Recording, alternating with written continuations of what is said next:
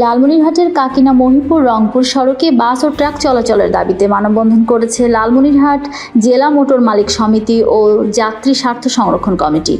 7 মে বুধবার দুপুরে কাকিনা বাজার এলাকায় ঘণ্টাব্যাপী এই মানববন্ধন অনুষ্ঠিত হয়। তিস্তা নদীতে সেতু নির্মাণের পর 2018 সালের এপ্রিলে চলাচলের জন্য খুলে দেওয়া হয়।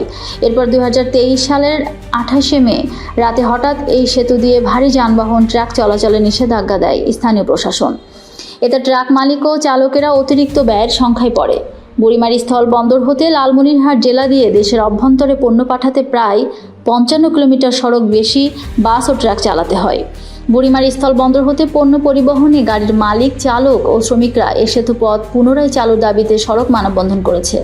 সড়কে গণপরিবহন না থাকায় স্কুল কলেজগামী শিক্ষার্থী ও সাধারণ পথচারীরা মারাত্মক ভোগান্তির শিকার হচ্ছে। এ সময় কালীগঞ্জ উপজেলা বাস ট্রাক মালিক সমিতির সভাপতি, সাবেক চেয়ারম্যান গোলাপ হোসেন, যাত্রী স্বার্থ সংরক্ষণ কমিটির আহ্বায়ক ও কালীগঞ্জ উপজেলা বিএনপির আহ্বায়ক কমিটির সদস্য হুমায়ুন কবির বাবু বক্তব্য প্রদান করেন। বক্তারা দ্রুত সময়ের মধ্যে কাকিনা সড়কে বাস ট্রাক চলাচলের দাবি জানান। তাদের দাবি বাস্তবায়ন না করা হলে পরবর্তীতে কঠোর আন্দোলনের হুঁশিয়ারি দিয়েছেন তারা। এ ব্যাপারে কালীগঞ্জ উপজেলা নির্বাহী কর্মকর্তা জাকিয়া সুলতানা বলেন, মানববন্ধনের কথা শুনেছি, বিষয়টি ঊর্ধ্বতন কর্তৃপক্ষের কাছে জানানো হয়েছে।